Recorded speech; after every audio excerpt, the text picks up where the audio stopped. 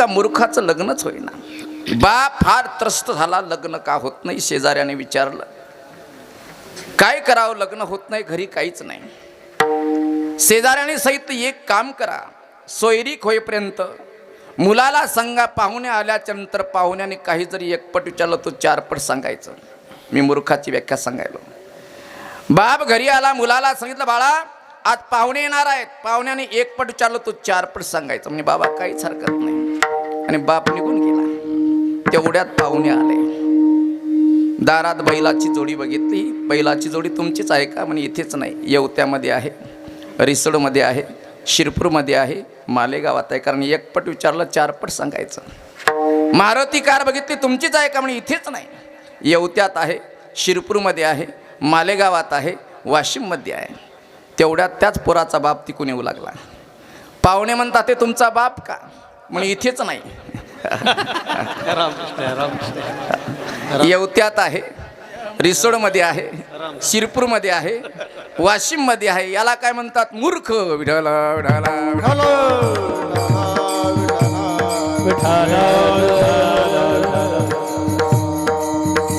एक गाव अशिक्षित होतं, कोणीच शिकलेलं नाही. लोकांनी वर्गणी केली, एका रामभाऊचा पोरगा निवडला.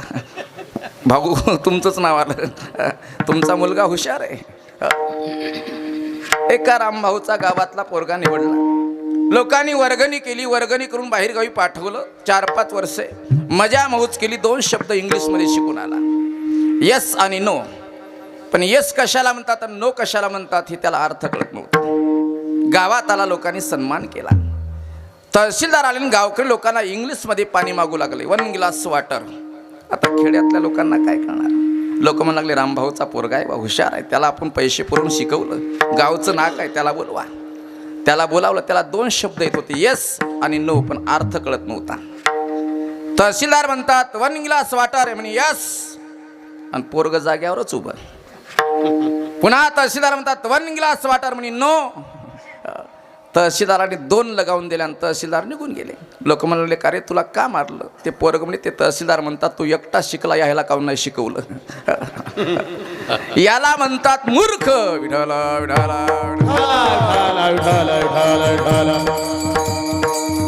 आणि असे मूर्ख माणसं, ज्याला धर्म कळत नाही, ज्याला नीती कळत नाही, ज्याला सदाचार कळत नाही, ज्याला चारित्र्य कळत नाही, ज्याला सार कळत नाही, ज्याला आसार कळत नाही, ज्याला ग्राह्य कळत नाही, ज्याला त्याज्य कळत नाही, ज्याला बरं कळत नाही, ज्याला वाईट कळत नाही, त्याला काय म्हणत असतात?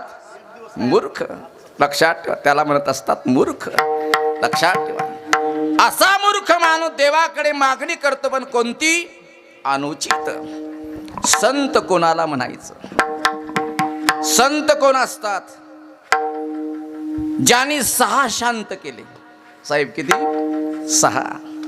6 शांत केले. 6 आहेत अंदर. ओले मृत्युकेचे मंदिर, आत 6 जण उंदीर, गुंफा करती पोखर, त्याचा नका करू अंगीकार. आज 6 जण आहेत. 6 ज्यांनी 6 शांत केले, काम क्रोध लोभ मोह मद मत्सर दंभ आणि अहंकार, शांतीपुरी बाबा 6 शांत केले म्हणून एवढं वैभव निर्माण झालं. ज्यांनी 6 शांत केले त्याला संत म्हणतात. ज्यांनी 6 धुतले, कपडे नाही, 6 धुतले त्याला साधू म्हणतात. संत कोणाला म्हणायचं? 7 अक्षर काढा आणि वरती टिंब मारा. काय होते साहेब? संत. वरचं टिंब काढा, खाली काय राहते? सत. जिथे सत शिल्लक आहे वरती टिंब मारायचं, तो संत. विठ्ठल विठ्ठल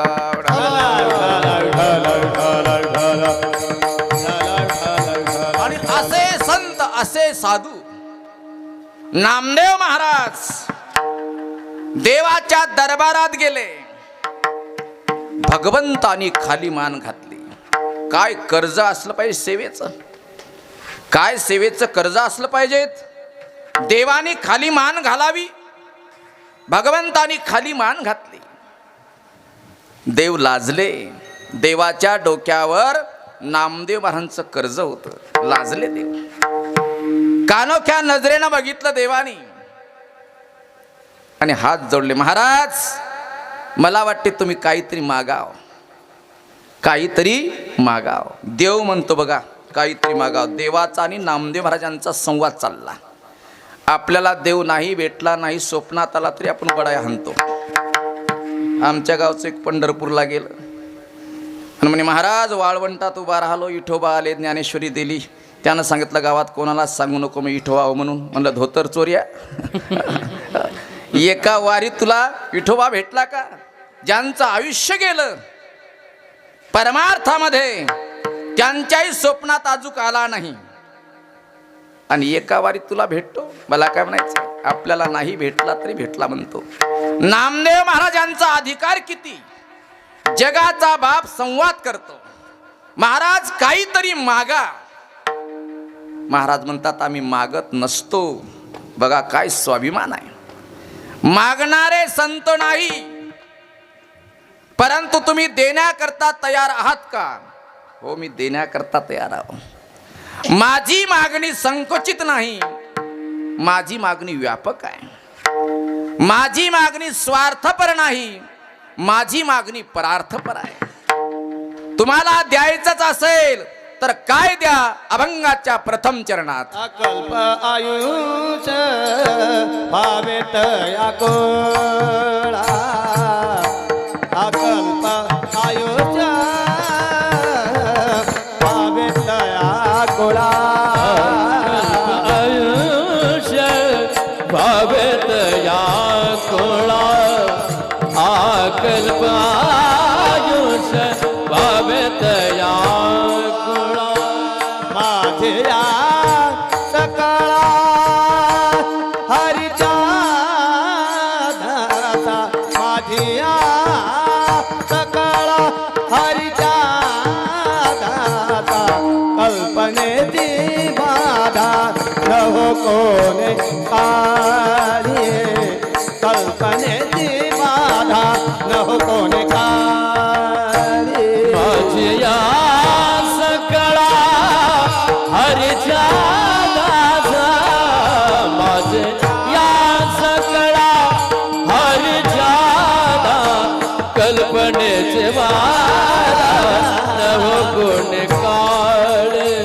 कल्पनेचे वादा नव गुण काळ. आयुष भावे दया कुळा.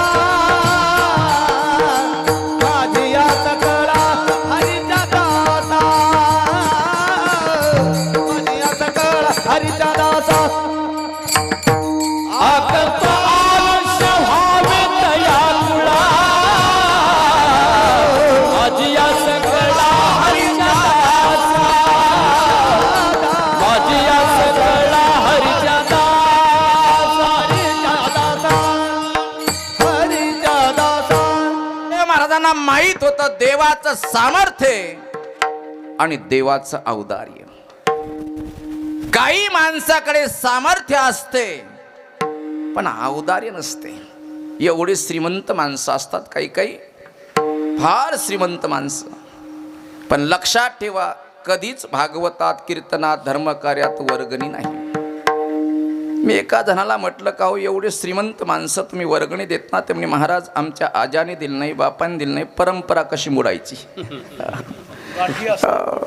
लक्षात ठेवा गाठी असता कोटी धन. हो यासी संतुष्ट नाही मन. तो परम दरिद्री जाण या कुळीचा. लक्षात ठेवा एवढा श्रीमंत माणूस, परंतु वर्गणी म्हटलं की महाराज वर्गणी सोडून बोला. म्हणलं का हो तुम्ही कीर्तनात येत नसता का? म्हणजे कीर्तनकाराच्या पायाजवळ मीच असतो. म्हणलं पंक्तीला म्हणे महाराज घरादारासहित युवायासहित पहिल्या पंक्तीला आम्हीच असतो. म्हटलं तुम्हाला काही वाटत नाही का महाराज? वाटायचं आमच्या अवलादीत नाहीच. हे लास सोडलेलं गिऱ्हाईक. दाने का पे हात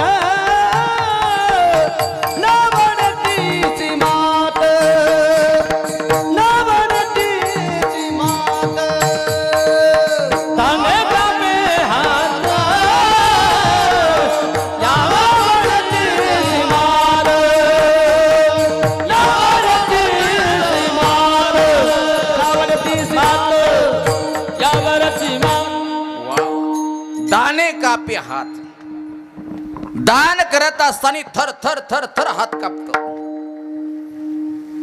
लोभी माणसाला जर दारात याचक आला तर शत्रू वाटत असते. लुब्धानाम याचका शत्रू, चोरानाम चंद्रमा रिपू, जारणी स्त्रीणाम पती शत्रू, मूर्खानाम बोधका रिपू. लोभी माणसाला वर्गणीदार जर दारात आला तर शत्रू वाटत असते. शत्रू. काही काही माणसाकडे सामर्थ्य भरपूर आहे परंतु औदार्य नाही. नामदेव महाराजांना माहित होतं देवाचं सामर्थ्य आणि देवाचं औदार्य. देवाकडे 6 गुण होते, देवाने ते गुण आपल्याकडे ठेवले नाही. एक एक गुण एका एका भक्ताला वाटून दिला. ऐसे थोरविला मारुते, थोरविला मारुते, विभीषण केला लंकापते, विभीषण केला लंकापते. अवतारे देवोनी करना हाती, कीर्ती गंधरी मेरा देगे. अवतारे देवोनी करना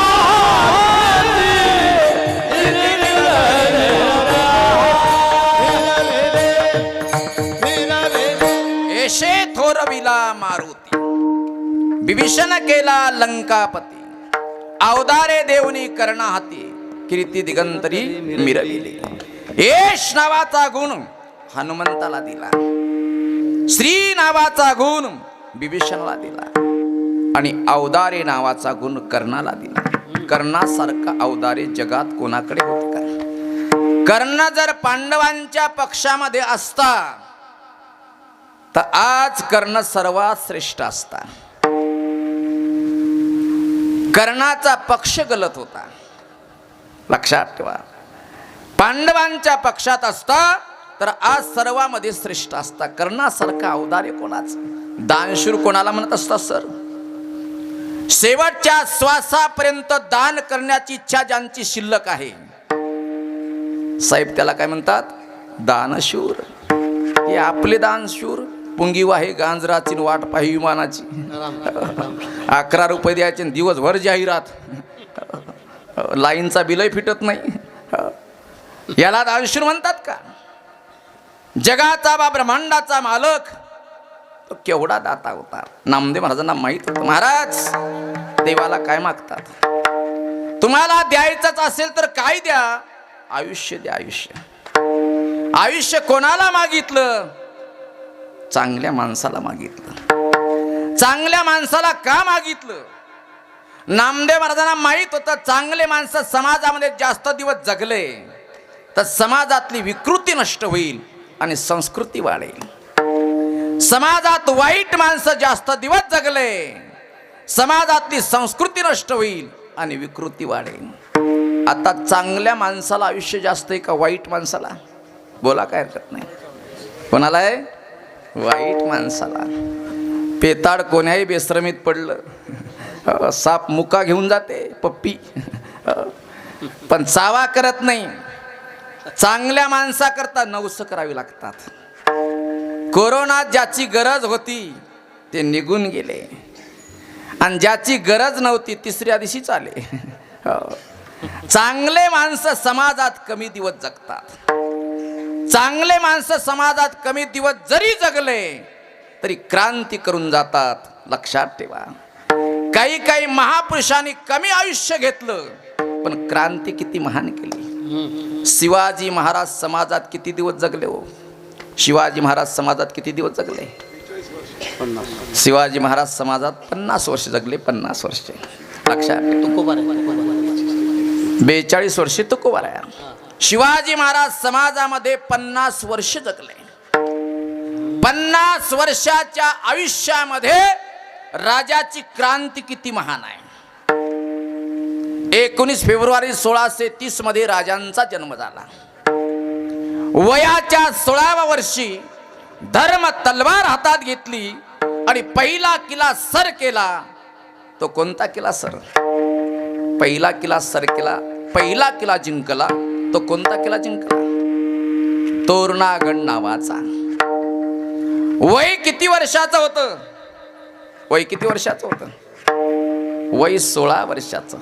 सर वय किती वर्षाचं आहे? 16 वर्षाचं. वय किती वर्षाचं आहे? 16 वर्षाचं. वय 16 वर्षाचं. वयाच्या 16 वर्षी केवढी क्रांती आहे बघा. 16 वर्ष कसं असते सर? 16 वर्ष कसं असते आजोबा? 16 वर्ष कसं असते? कसं असते बघा. म्हातारे म्हणाले धोक्याचं. तुमच्याहून काय म्हातारे कमी राहिलेत का? पोराच्या सोयरिकेला चालेल स्वतःचीच करून यायलेत. एकदा तर मी गाडीतून खाली उतरलो, एक म्हातारं म्हशीवर बसून गाणं म्हणू लागला, आम्ही जातो आमच्या गावा, आमच्या अंगाला हळद लावा. मी म्हणलं बोचऱ्या, आता हळद लावायची का राख लावायची वेळ आली ना. वयाचं 16 वर्ष प्रत्येक माणूस म्हणतो धोक्याचा आहे.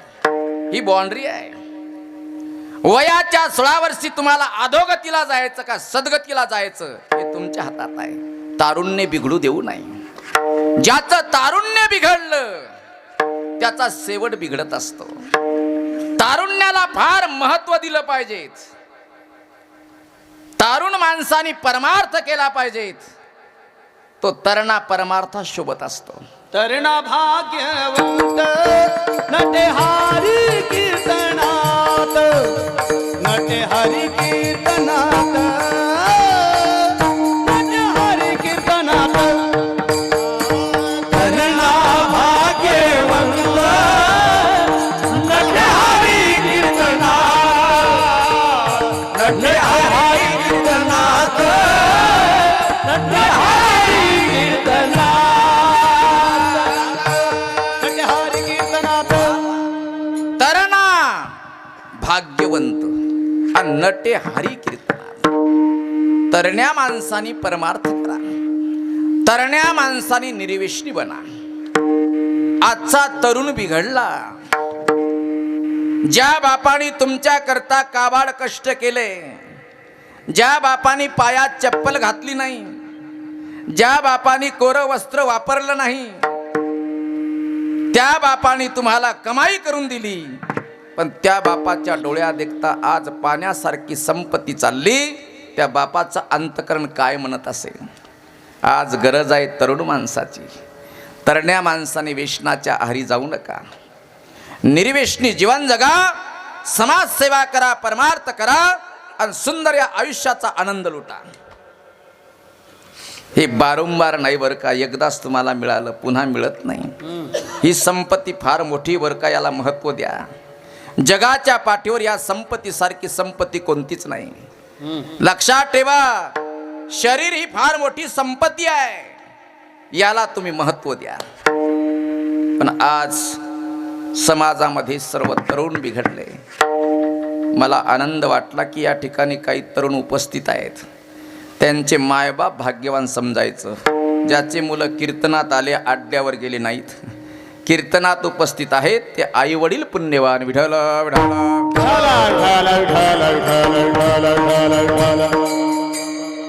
म्हणून वयाचा 16 वर्ष धोक्याचं नाही. वयाच्या 16 वर्षी ज्ञानोबाराने ज्ञानेश्वरी सारखा श्रेष्ठ ग्रंथ लिहिला. बघा क्रांती कशी आहे. शेके 12 से 12 उत्तरे, टीका केली ज्ञानेश्वरी, सच्चिदानंद बाबा आदरे लेखक झाला. वयाच्या 16 वर्षी पाताळातलं तत्वज्ञान जगाच्या समोर मांडलं. पाताळीचे निधान लावणे किर अंजन, होण्या लोचन पायाळाचे. पायाळू बनले पायाळू. सखोल तत्वज्ञान निर्माण केलं. जगाच्या पाठीवर ज्ञानेश्वरी सारखा ग्रंथ निर्माण होणे शक्य नाही. म्हणून वयाचं 16 वर्ष धोक्याचं नाही. लक्षात ठेवा. या जटाळे महाराज वयाचं 16 वर्ष धोक्याचं नाही, धोक्याचं. शंकराचार्यांनी वयाच्या 16 वर्षी गीतेवरती भाष्य केलं. पेशव्यांनी वयाच्या 16 वर्षी पेशवेशाही स्वीकारली. गौतम बुद्धांनी वयाच्या 16 वर्षी त्याग धारण केला. शिवाजी महाराजांनी वयाच्या 16 वर्षी धर्म तलवार हातात घेतली.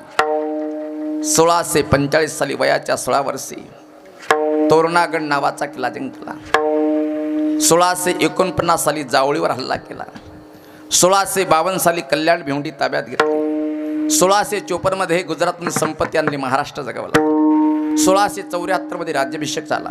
1680 मध्ये देहांत झाला. 6 वर्ष राज्य केलं. क्रांती किती महान आहे. आजचं कीर्तन जर होत असेल, हे सर्वात मोठे उपकार आहेत माझ्या छत्रपती शिवरायांचे. सर्वात मोठे उपकार आहे. हे आजचं कीर्तन त्यांच्या पुण्याईनं व्हा लागलं. विठ्ठल विठ्ठल विठ्ठल.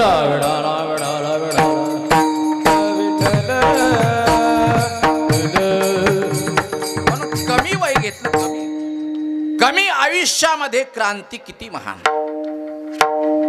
नामदेव महाराज म्हणून चांगल्या माणसाकरता आयुष्य मागतात. आयुष्य किती मागितलं हो? आकल्प मागितलं. आकल्प किती मागितलं? आकल्प. आता आकल्प म्हणजे किती? एका कल्पाचा हिशोब सांगतो म्हणजे आकल्प कळत. ब्रह्मदेवाच्या किती पट मागितलं? ब्रह्मदेवाला आयुष्य होतं 2 प्रार्ध. किती होतं? 2 प्रार्ध. बरोबर आहे. अर्धा तास सेवा करू. बरोबर. जोपर्यंत चालते तोपर्यंत चालू देऊ. त्याने शिंगनल मारला की जय विठ्ठल करू. बर बर बर. पाऊस चालूच आहे सर्वीकडे. भगवान की जय. पुरी महाराज की जय. लक्षात ठेवा. ब्रह्मदेवाचं आयुष्य होतं 2 प्रार्ध. किती होतं? 2 प्रार्ध. 2 प्रार्ध म्हणजे किती? 1वर 17 शून्य. त्याचं गणित करा. 1वर 17 शून्य. एकम दहम शतम सहस्त्रम दसहस्त्रम लक्ष दशलक्ष कोटी 10 कोटी अब्ज खर्व निखर्व पद्म जलधी माध्या अंत शंकू प्रार्ध. एवढी संख्या ब्रह्मदेवाच्या आयुष्याची. एका दिवसात 14 इंद्र जन्मायचे आणि 14 इंद्र मरायचे. एवढा दिवस होता ब्रह्मदेवाचा. त्याच्या किती पट मागितलं? अकल्प. एका कल्पाचा हिशोब सांगतो म्हणजे अकल्प कळेल तुम्हाला. कलियुगाचं आयुष्य किती आहे? कलियुगाचं आयुष्य किती? 4,32,000 वर्षे. वा वा. द्वापार युगाचं 8,64,000. त्रेतायुगाचं 12,96. सतयुगाचं 17,28. या 4 युगाचं गणित करा. 4 युगाचं 43,20,000. ही झाली चौकडी. अशा चौकड्या 71 फिरवा. लक्षात ठेवा. आणि त्याला भागा. त्याचं गणित करा आणि उद्या सकाळी सोडून द्या. 8 अब्ज 32 कोटी 4,08,000 वर्षे. लक्षात ठेवा. एका कल्पाचं आयुष्य. लक्षात ठेवा. एका कल्पाचं. मागितलं किती? अकल्प. कोणाला मागितलं? माझी आस कळा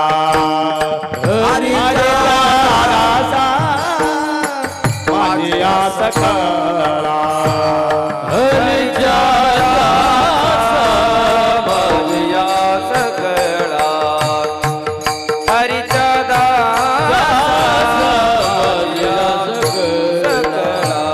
अकल्प आयुष भावे तया तुरा. माझी आस कळा हरीचा दासा. माझी आस कळा हरीचा दासा. अकल्प आयुष भावे तया तुरा. माझी आस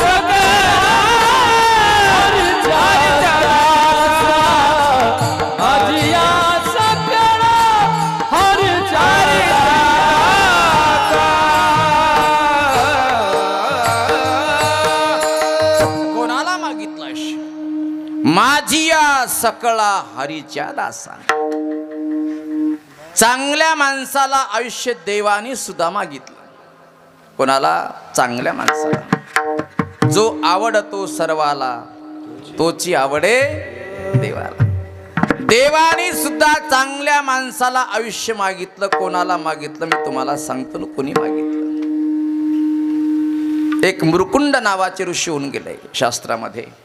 मुरकुंड ऋषी, त्यांना फार दिवस पुत्र संतती नव्हती. पत्नीनं म्हणा मुलगा पाहिजेत. कुठलंही नारळाना अंगाराना, नाही जमलं गुजरातला जा, पण मुलगा झाला पाहिजे. मला म्हणायचं आहे ज्याला मुलं नाहीत तेच भाग्यवान आहेत. आत्ताच्या काळामध्ये ज्यांना मुलं नाहीत ना सर, ते भाग्यवान आहेत. ज्यांना आहेत त्यांना विचारा तुमचे मायबाप कुठे आहेत. वृद्धाश्रमामध्ये मोठमोठ्याचे मायबाप वृद्धाश्रमात आहेत. चांगले चांगले शिकलेले माणसं, सर्विसला लागलेले माणसं आज मायबापाची उपेक्षा करायला लागलेत, अवहेलना करायला लागलेत. ते मायबाप आज वृद्धाश्रमामध्ये जीवन जगा लागले. मुलगा वृद्धाश्रमात, बाप मेल्याच्या नंतर श्रद्धांजली कुठून वाहतो? बाहेर देशातून. काय आमची संस्कृती आहे, काय आमची परंपरा आहे, त्याला जाण ठेवा.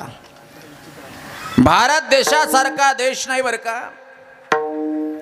या देशासारखी संस्कृती नाही, या देशासारखी परंपरा नाही, या देशासारखा सदाचार नाही, या देशासारखा जिव्हाळा नाही, या देशासारखं प्रेम नाही, या देशासारखी आपुलकी नाही.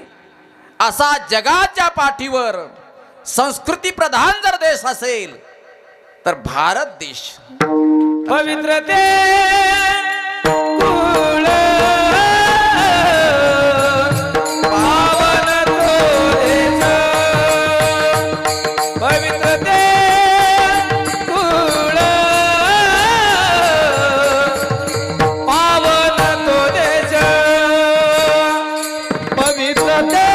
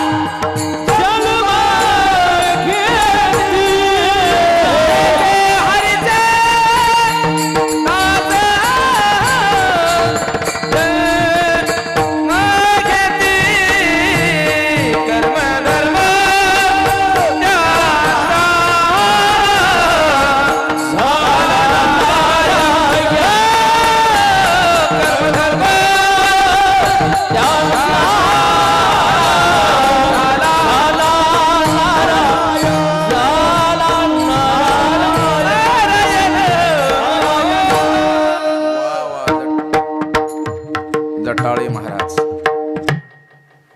पवित्र ते कुळ, पावन तो देश, आणि जेथे हरीचे दास जन्म घेते. ज्या देशामध्ये देवांचा अवतार व्हावा, ज्या देशामध्ये संतांचा अवतार व्हावा, ज्या देशामध्ये पतिव्रतेचा अवतार व्हावा, ज्या देशामध्ये शुरांचा अवतार व्हावा, एवढी माती पवित्र आहे भारत देशातली. म्हणून तुम्ही आम्ही भाग्यवान हो की या देशामध्ये तुम्ही आम्ही जन्म घेतला. लक्षात ठेवा. मी काय चिंतन करायला लागलो, ही आमची संस्कृती कोणती आहे. इथे आईवडिलांना देव समजल्या जाते, गुरुला देव समजल्या जाते. ही आमची संस्कृती आहे. या देशात आई वडिलाला जास्त प्राधान्य आहे, पण आज आम्ही त्यांची उपेक्षा करायला लागलो. ज्या घरात वृद्ध मायबापाचा सन्मान होत नसेल, समोर समोर सारखा, फक्त घरी जाऊ नका, पाणी येत नाही या.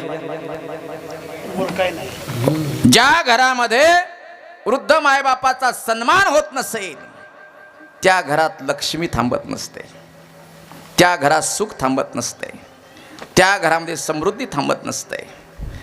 ज्या घरामध्ये वृद्ध मायबापांचा अपमान आहे, त्या घरात लक्ष्मी राहणार नाही. यत्र नार्यस्तु पूज्यन्ते रमन्ते तत्र देव. वा वा वा वा. संस्कृतमध्ये सुंदर चिंतन आहे. मला काय म्हणायचं आहे, आई वडील सर्वात श्रेष्ठ दैवत आहे. जगातले तीर्थ मायबापाच्या चरणाच्या ठिकाणी लीन होत असतात.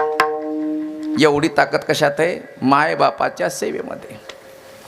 एवढी ताकद आहे, एवढी ताकद. माय बापे केवळ काशी, माय बापे केवळ काशी, माय बापे केवळ काशी, माय बापे केवळ काशी.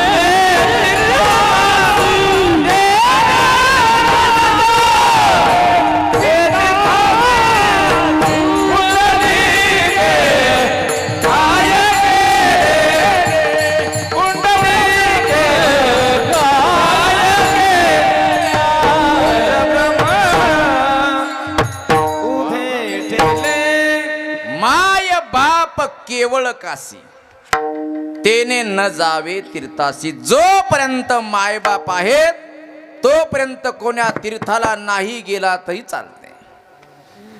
आई वडिलाची सेवा केली, जगातले तीर्थ त्या मायबापाच्या चरणाच्या ठिकाणी लीन होत असतात. सबसे बडी है माँ,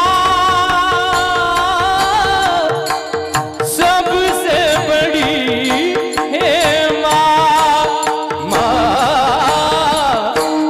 सबसे बड़ी है माँ, सबसे बड़ी है माँ, माँ सबसे बड़ी है माँ, सबसे बड़ी है माँ, सबसे बड़ी है माँ, सबसे बड़ी है माँ, माँ से बढ़कर कोई नहीं है, माँ,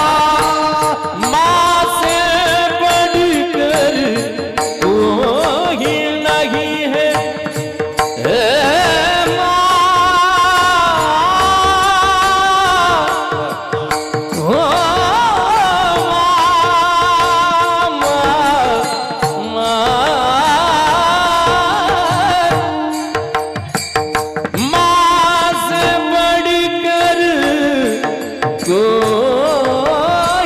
नहीं है, ओ देती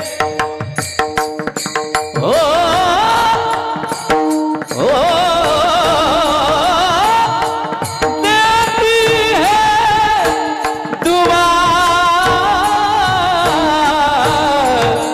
सबसे बड़ी है,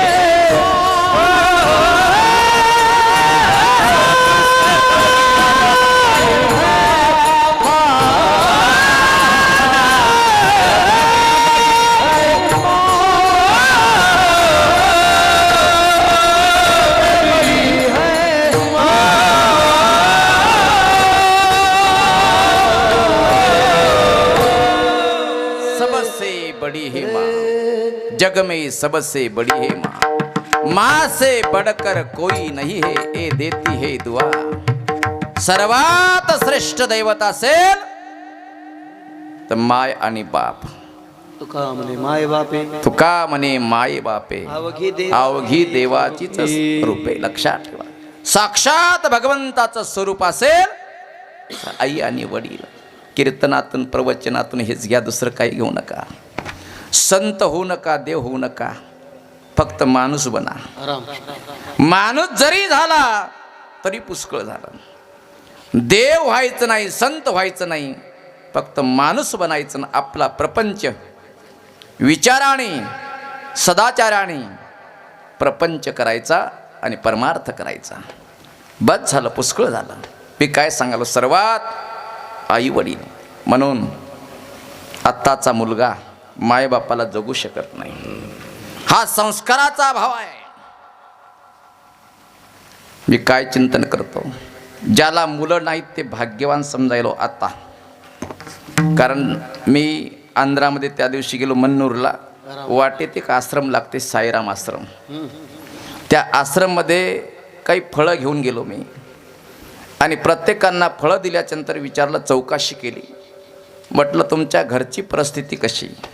अक्षरशः रडू लागले. महाराज, कोणाचा मुलगा सर्व्हिसला आहे, कोणाच्या घरी भरपूर शेती आहे, पण आम्हाला घरात थारा नाही. श्रीमंताचे चांगल्या चांगल्यांचे मायबाप आज वृद्धाश्रमात जीवन जगतात. त्यांचं अंतकरण, त्यांचा आत्मा काय म्हणत असेल हा विचार करा. कीर्तनातून दुसरं काही घेऊ नका. माऊल्या हो, तुम्ही सुद्धा तुमच्या सासू सासऱ्यांची सेवा करा. विनाकारणच महादेवाला सर्दी होईपर्यंत पाणी वाहू नका. आता तर लय गर्दी चालली महादेवावर. महादेव गारगाठला. दुपारच्या 2 वाजेपर्यंत बेल वाहा लागल्यात. माळावरल्या महादेवाला बेलपाणी, घरचा महादेव हातपाय ताणी. घरचं जांभाळ्या द्यायला 2 वाजेपर्यंत. त्याला भाकरी नाही, तिकडे लाखोळी वाहा लागली. आधी घरातले बघा, सासू सासऱ्यांची सेवा करा आणि मालकाची सेवा करा. मंदिरातला महादेव तुमच्यावर प्रसन्न होईल. घरी जा, ज्यांचे ज्यांचे सासू सासरे अल्लग असतील त्यांची माफी मागा, दर्शन घ्या, सांगा आजपासून तुमच्या डोळ्यात दुःखाचे अश्रू येऊ देणार नाही, आयुष्यभर तुमची इमानदारीने सेवा करणार, अशी संकल्पना तुम्ही करा. पण त्या बोटं मोडा लागल्यात. हे कुणी आणलं का नेमकेच काढून दिले होते आम्ही. कीर्तन ऐकून, प्रवचन ऐकून परमार्थ करून काही अर्थ नाही. जर घरातले सासू सासरे माय बाप उपेक्षित जीवन जगत असतील तर आपल्या परमार्थाला काहीच अर्थ नाही. विठ्ठल विठ्ठल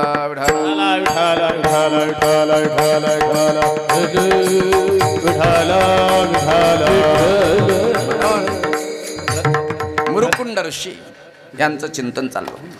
पत्नीने सांगितलं मुलगा पाहिजे. मुरुकुंड ऋषी अधिकारी होते, अधिकारी. कारखाना ब्रह्मदेवाकडे हा घडवण्याचा. ब्रह्मदेवाकडे गेले मुरुकुंड ऋषी, डायरेक्ट अधिकारी होते. ब्रह्मदेवाला सांगितलं मला एक मुलगा पाहिजेत. काय पाहिजे? एक मुलगा. ब्रह्मदेवाने सांगितलं आधी आले असते तो. नेमकेच सर्व वाटून दिले निवडणूक जवळ आल्यामुळे. आता 2च शिल्लक राहिले. त्यातलं कोणतं घेऊन जायचं? 2 बालक टाकले. यातलं कोणतं पाहिजेत? उचला. मुरुकुंड ऋषी बुद्धिवान होते. त्याने सांगितलं याच्यात फरक काय? हा 14 वर्ष जगणार आहे, हा 100 वर्षे. दोघांच्या स्वभावात काय बदल आहे? हा 14 वर्ष जगेल, 14 वर्ष आनंद देईल. हा 100 वर्ष जगेल, पण 100 वर्ष त्रास देईल. त्यातलं कोणतं उचलाय पाहिजेत? कोणतं उचलाय पाहिजेत? 100चं का 14चं? 14चं बाबा. आणि तुम्ही आम्ही असतो तर जोडे खाऊ पण 100चंच घेऊ. ते मुरुकुंड ऋषी होते. ज्याचं आयुष्य 14 वर्ष आहे पण सदाचार आहे ज्यांच्या अंगी, तो बालक उचलला, घरी आणला आणि पत्नीच्या स्वाधीन केला. आणि तिला सांगितलं याचं आयुष्य 14 वर्ष आहे, फक्त वांजनाव फेडायचं. 13 वर्ष आईला काहीच वाटलं नाही, परंतु 14 वर्ष लागणार. त्यावेळेस आई रडू लागली. मुरुकुंड ऋषीने विचारलं रडण्याचं कारण काय? बालक जाणार आहे. अगं चिंता करू नको, मुलगा आज्ञाधारक आहे. मला माहीत आहे आयुष्य कशाने वाढते. जप केल्याने आयुष्य वाढत असते. जप केल्याने आयुष्य वाढते बरं का.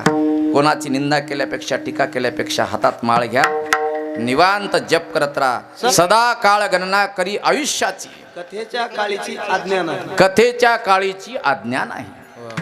सतत चिंतन करा, सतत चिंतन. जशी जशी माळ जपाल तुम्ही, जसा जसा तुम्ही जप कराल, चिंतन कराल, तसं तसं तुमचं आयुष्य वाढत जाते.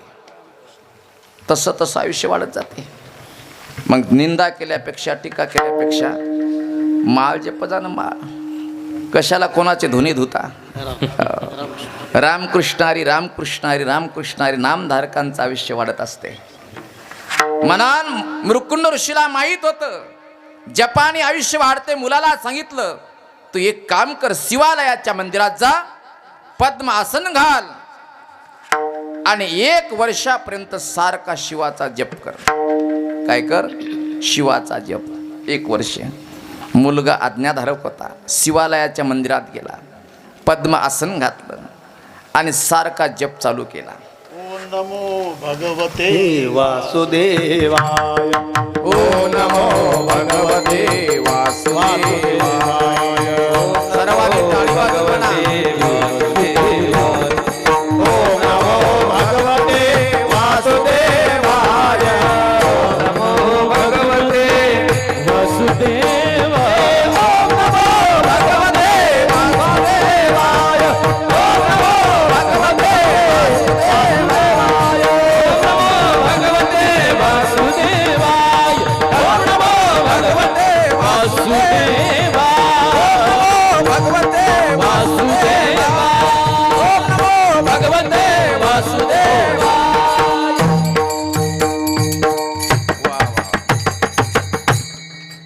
सारखा जप चालू केला. ओम नमो शिवाय, ओम नमो शिवाय, ओम नमो शिवाय. 14 वर्ष पूर्ण झालं. रेड्यावर बसून येम या लागला. येमाचं वाहन कोणतं आहे? येमाचं वाहन रेडा. रेडा हल्या. जे रेड्यावर बसतात ते कोण असतात? ते कोण असतात? येमच. रेड्यावर बसलं की आयुष्य कमी होत असते आणि घोड्यावर बसलं की आयुष्य वाढत असते. विठ्ठल विठ्ठल विठ्ठल. 14 वर्ष पूर्ण झालं. रेड्यावर बसून येम या लागला. महादेवाने बघितलं, हातात त्रिशूळ घेतला, पाठलाग केला, यमाला खाली पाडलं, छातीवर बसले. विचारलं कुठे चाललात? सांगितलं बाळाचं आयुष्य संपलं. त्याच्याकरता मी बाळाला घेण्याकरता आलो. कशावरनं संपलं? कंपाळ. बघा, सर्वांचा हिशोब कंपाळावर असतो. आपल्या आयुष्याचा पूर्ण हिशोब कंपाळावर असतो. 5वीच्या दिवशी कंपाळावर शिक्का मारल्या जात असते. सटवी येत असते, तुमच्या कंपाळावर शिक्का मारते. 5 दिवस कंपाळ कोरा असते आणि 5वीच्या दिवशी जे ललाटी लिहिले, न मोडेगा काही केले, काळे गोरे पण धुतले फिटोडेने, 5वीच्या दिवशी शिक्का मारल्या जात असते. सर्व हिशोब कंपाळावर आहे. कोणी कोणाचा विरोध करू नका. प्रारब्ध आहे, शिक्का मारलेला आहे. कोण कोण उंच चाललं, कोण श्रीमंत व्हा लागलं, कोणाची प्रगती चालली, जळू नका. त्यांचं प्रारब्ध आहे. लक्षात ठेवा, हे प्रारब्धानं चालत असते. कोणी कोणावर जळायचं नसते.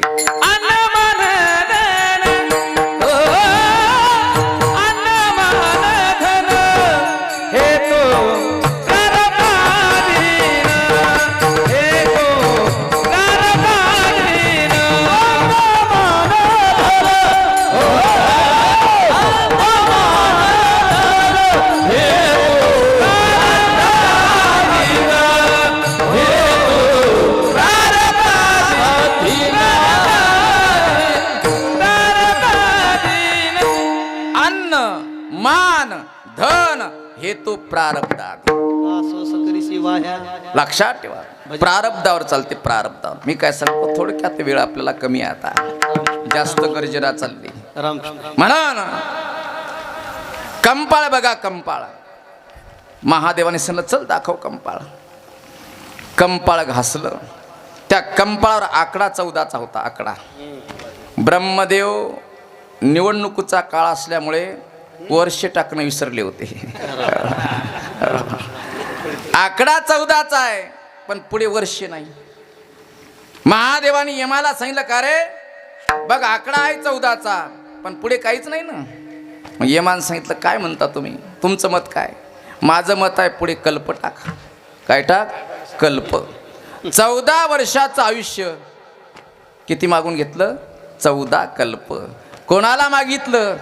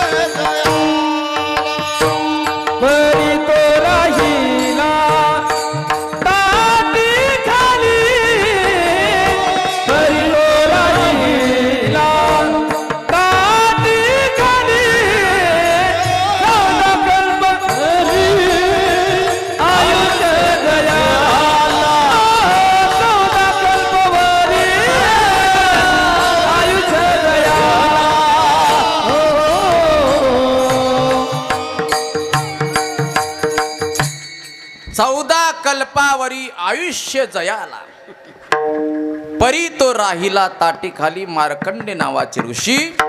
त्यांना 14 वर्षाचं आयुष्य होतं, पण मागून किती घेतलं? 14 कल्प. याचा अर्थ देवाला सुद्धा चांगल्या माणसाची गरज आहे. म्हणून अकल्प आयुष्य व्हावे तया कुळा, माझी या सकळा हरीच्या दासा. विठोबा रुक्माई